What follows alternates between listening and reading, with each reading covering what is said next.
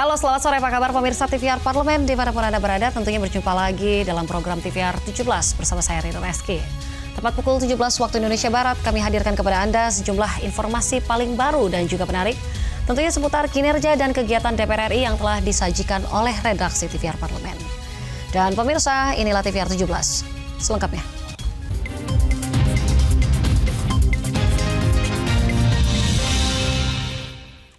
Kita awali TVR 17 sore ini dengan berita mengenai partisipasi masyarakat adat dalam menjalankan konservasi yang dinilai penting oleh Komisi 4 DPR RI. Tentunya guna menyempurnakan rancangan Undang-Undang Konservasi Sumber Daya Alam Hayati dan juga Ekosistemnya atau KSDAHE.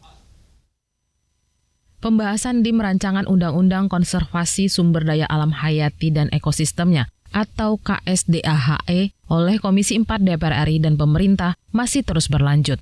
Salah satu poin yang disempurnakan yakni partisipasi masyarakat adat yang seringkali tidak diikutsertakan.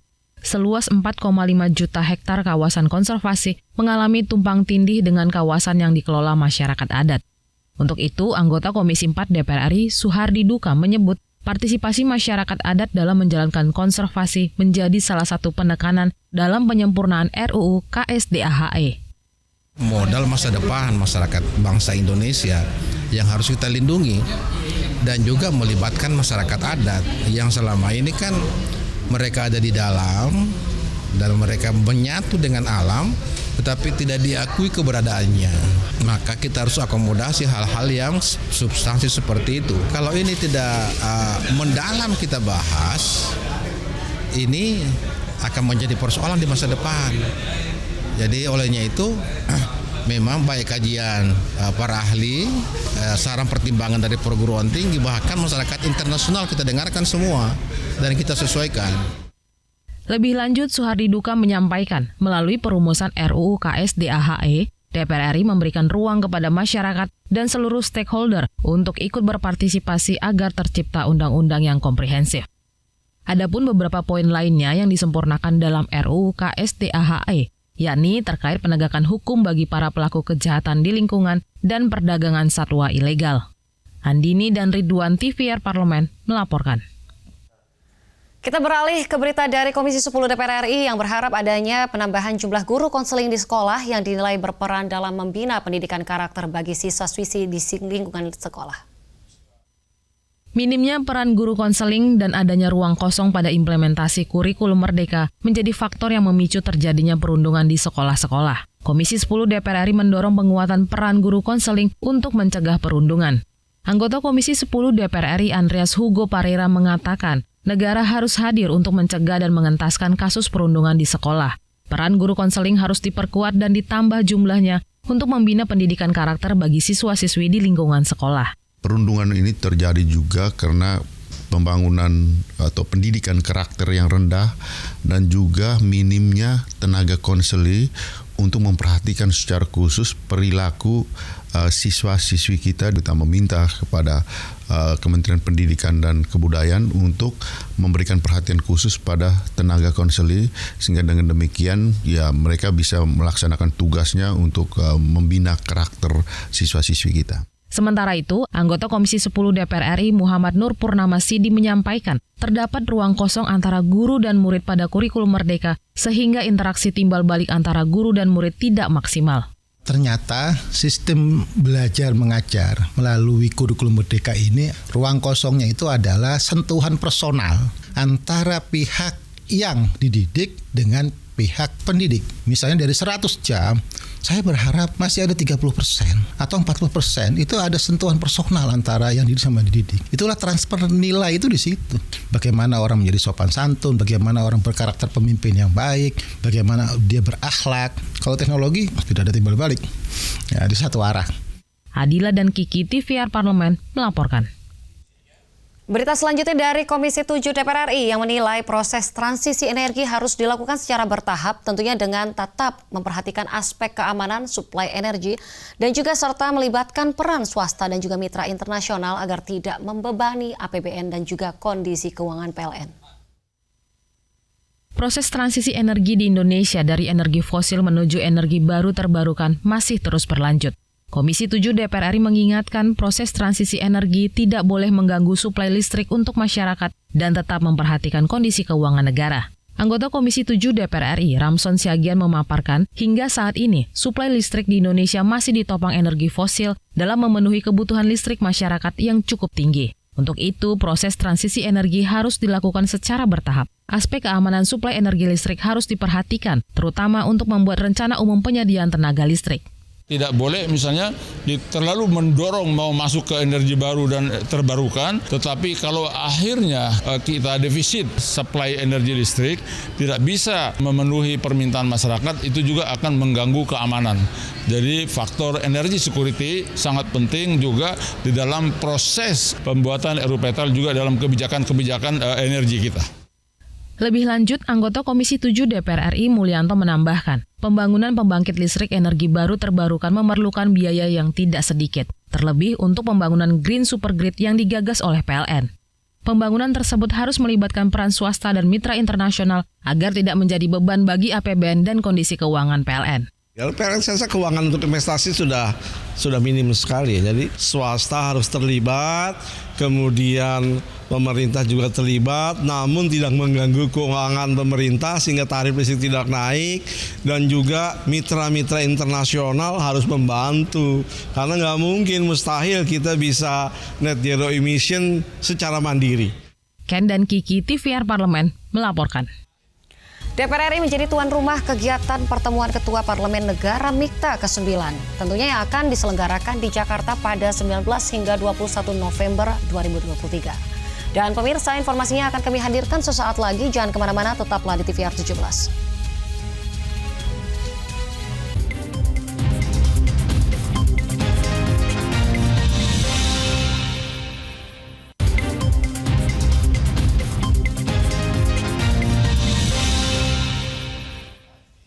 Kembali di TVR 17 pemirsa, dan di sini Ketua DPR RI yaitu Dr. Honoris Causa Puan Maharani menerima estafet keketuaan Forum Konsultatif 5 Parlemen Negara MIKTA dari Turki yang terdiri dari Meksiko, Indonesia, Korea Selatan, Turki dan juga Australia. Tentunya pemirsa, pada kesempatan ini DPR RI siap menjembatani perbedaan tiap negara sesuai peran MIKTA, yaitu sebagai jembatan antara negara maju dan juga negara berkembang, tentunya guna memajukan tata kelola global melalui dukungan dan juga peran aktif parlemen.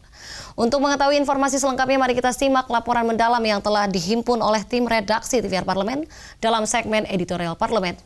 Berikut ini.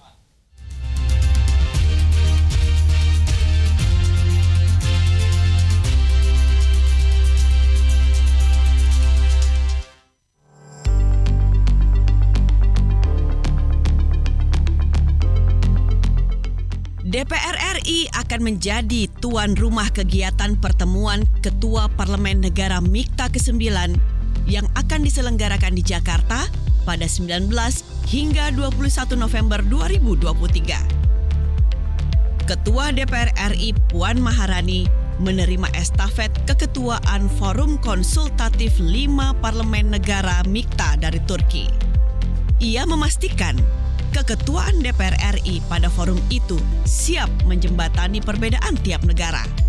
Seremoni serah terima ini dilakukan usai acara 8 MIKTA Speakers Consultation di Istanbul, Turki pada Kamis 9 Maret 2023. Puan menerima estafet keketuaan dari Ketua Majelis Agung Nasional Turki, Mustafa Şentop.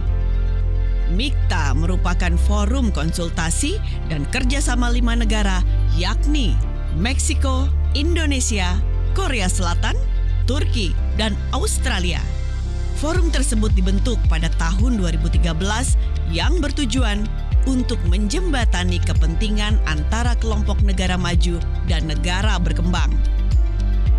Pada pertemuan Ketua Parlemen Negara MIKTA ke-9, Indonesia sebagai tuan rumah akan mengangkat tema besar Strengthen Multilateralism, Addressing Intergenerational Challenges dengan 3 subtema besar yang akan dibahas oleh Ketua Parlemen negara-negara anggota MIKTA. Subtema pertama, Harnessing the Power of Youth, A Better Future, atau memanfaatkan kekuatan pemuda masa depan yang lebih. Diangkat karena melihat adanya potensi besar pemuda untuk menjadi agen dan mitra dalam mencapai perdamaian, keamanan internasional, serta SDGs. Subtema kedua, Climate Action Beyond Pledges and Commitments, atau aksi perubahan iklim melebihi dari sekedar ikrar dan komitmen diangkat, karena melihat persoalan mengenai perubahan iklim tidak hanya mengancam penghidupan umat manusia saat ini, namun juga dapat berdampak buruk pada kondisi di masa depan. Terakhir, subtema ketiga, Global Governance in Question, How Parliament Should Act, atau permasalahan tata kelola global, bagaimana seharusnya parlemen bertindak. Mikta memandang dunia saat ini berada di persimpangan jalan. Semua krisis yang saling bersinggungan muncul untuk menantang bagaimana multilateralisme mengatasinya. Mikta bertindak sebagai jembatan antara negara maju dan negara berkembang untuk memajukan tata kelola global. Pada masa persidangan ini, DPR RI akan mengagendakan serangkaian kegiatan diplomasi parlemen sebagai upaya meningkatkan hubungan kerjasama antar parlemen. DPR RI akan menjadi tuan rumah dan memimpin pertemuan 5 ketua parlemen negara ekonomi berkembang yang terdiri dari Meksiko, Indonesia, Korea Selatan, Turki, dan Australia atau MIKTA. Penyelenggaraan MIKTA Speakers Consultation ke-9 di Jakarta akan dilaksanakan pada tanggal 20 November 2024 dengan tema memperkuat multilateralisme dan menjawab berbagai tantangan antar generasi. Memegang tampuk kekuatan MIKTA pada tahun 2023 ini akan menjadi momentum penting bagi Indonesia. Mengingat di tahun ini, MIKTA genap berusia 10 tahun. Di bawah keketuaan Indonesia, MIKTA diharapkan dapat memperkuat multilateralisme untuk mendorong keamanan, stabilitas, dan kemakmuran bersama. Kemitraan tersebut diharapkan dapat menunjukkan kontribusinya dalam memberikan solusi konstruktif di tengah tantangan global. Tentu saja, hal ini sejalan dengan program prioritas Indonesia sebagai ketua MIKTA tahun ini, yaitu mewujudkan penguatan multilateralisme demi pemulihan global yang kuat dan inklusif. Tim Liputan TVR Parlemen melaporkan.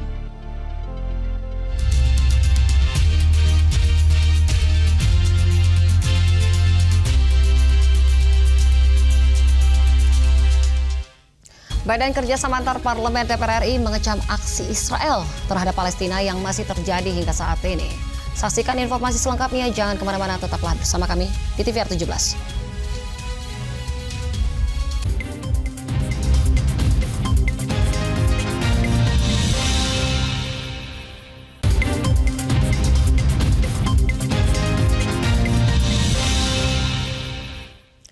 Kembali di TVR 17, anggota Badan Kerjasama Antar Parlemen DPR RI yaitu Gilang Dila Farares mengecam aksi brutal yang dilakukan Israel yang tentunya telah menewaskan ribuan orang termasuk bayi dan juga perempuan. Di sini pemirsa, DPR RI turut melakukan upaya dalam penyelesaian konflik. Salah satunya dengan mendorong negara-negara muslim sedunia saling bersinergi dalam penyelesaian konflik yang tentunya disuarakan di berbagai forum parlemen dunia. Mari kita simak wawancara selengkapnya bersama rekan kami, Nazia Sudirja. Pemirsa TVR Parlemen, seperti yang diketahui bahwa konflik Israel dan juga Palestina masih berlangsung hingga saat ini. Dan konflik tersebut mendapatkan sorotan yang luar biasa dari dunia, termasuk dari Indonesia, yang mana Presiden Indonesia Joko Widodo kemarin telah mengeluarkan statement bahwa Indonesia mengecam dan mengutuk tindakan Israel terhadap Palestina karena konflik tersebut hingga saat ini telah menewaskan sebanyak 8.000 warga sipil Palestina yang mayoritas merupakan anak-anak dan juga wanita. Oleh karena itu pemirsa, saya akan langsung bertanya mengenai pandangan ataupun cara Parlemen Indonesia melihat dari konflik Israel dan juga Palestina tersebut dengan saat ini salah satu anggota dari BKSAP DPR RI sudah hadir bersama saya, yakni Bapak Gilang Dila Farares. Baik Pak, terkait dengan konflik Israel dan juga Palestina yang masih berlangsung hingga saat ini, seperti apa Parlemen Indonesia melihat konflik tersebut nih Pak?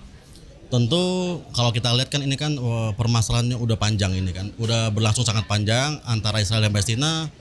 Salah satu yang kita concern adalah bagaimana kita sebagai parlemen, khususnya kita di BKSAP, Badan Kerjasama Antar Parlemen, kita bisa menyuarakan ke dunia luar bahwa pentingnya adanya kebersamaan ataupun kerjasama antara seluruh MP, seluruh parlemen yang ada di Indonesia, di dunia pun kita bersama-sama, kita kecam, kita dorong agar nantinya apa yang terjadi di Palestina ini bisa berhenti. Karena kita tahu ternyata yang jadi korban bukanlah hanya 1 orang 2 orang, tapi banyak ibu-ibu dan banyak anak bayi dan bahkan ada rumah sakit pun yang jadi korban.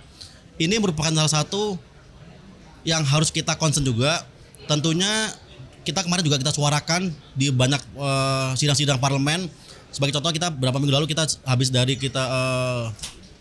Perancis, kita ada meeting bersama EU Parlemen di sana dan kita suarakan bahwa di sini Indonesia punya statement bahwa Indonesia menolak segala bentuk jenis penjajahan yang ada di dunia, khususnya yang terjadi di Palestina.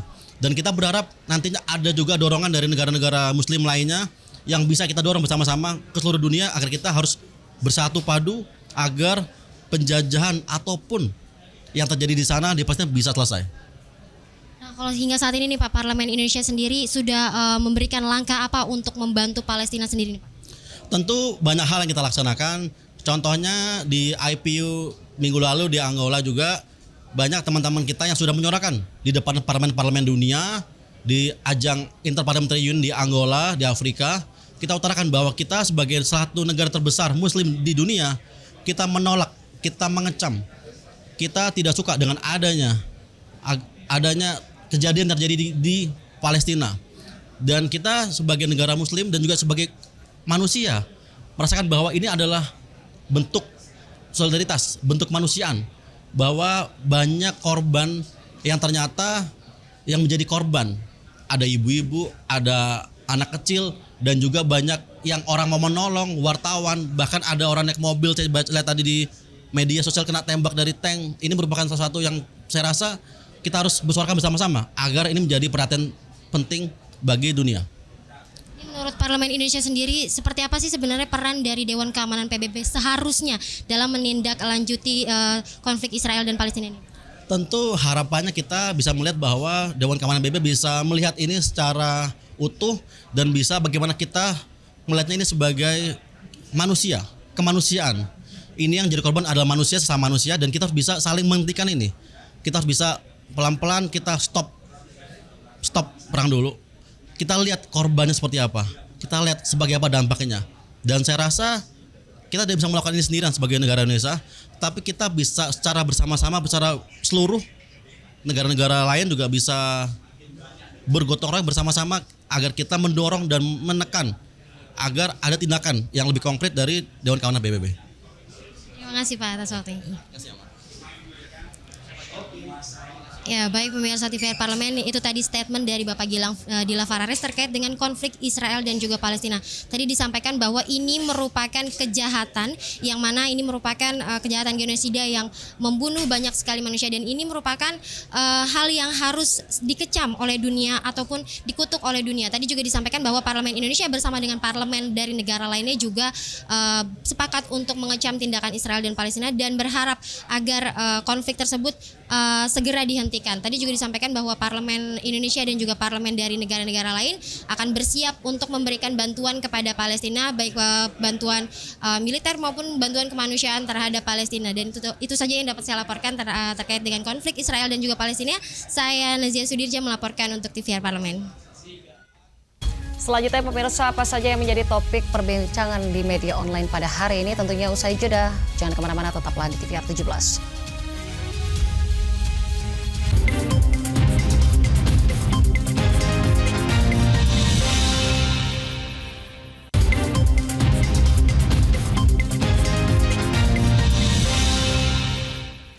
Kembali di TVR 17 pemirsa, dan pemirsa TVR Parlemen, kali ini kita masuk ke segmen media nasional. Mari kita simak isu apa saja yang menjadi sorotan media, serta tanggapan dari sejumlah anggota Dewan bersama rekan kami, Dadi Ramadan.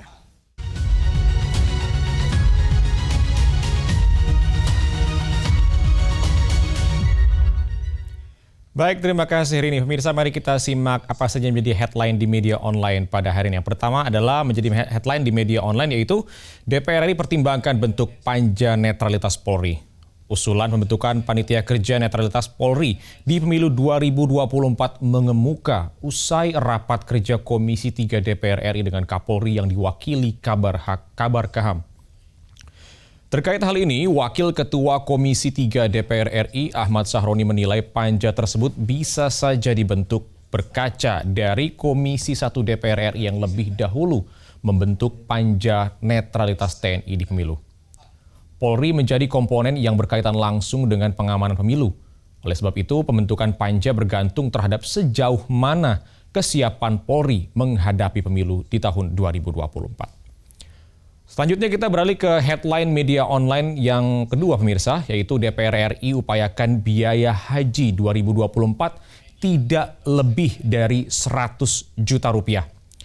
Pemirsa, Kementerian Agama mengusulkan biaya penyelenggaraan ibadah haji tahun 2024 sebesar 105 juta rupiah yang dinilai masih terlalu tinggi oleh DPR. Terkait hal ini, Komisi 8 DPR RI masih akan mendalami komponen-komponen yang menjadi penyebab perhitungan biaya haji tersebut agar tidak melebihi 100 juta rupiah. Ada tanggapan juga dari Wakil Ketua Komisi 8 DPR RI Aceh Hasan Syazili yang menegaskan seharusnya biaya haji tidak memberatkan calon jamaah, serta kenaikan BPIH harus memperhatikan aspek keadilan dan mengedepankan nilai manfaat yang diterima oleh jamaah. Pemirsa, itu tadi headline di media online pada hari ini. DPR RI pertimbangkan bentuk panja netralitas Polri, serta DPR RI upayakan biaya haji 2024 tidak lebih dari 100 juta rupiah. Saya Dede Ramadan, kembali ke rekan Rini.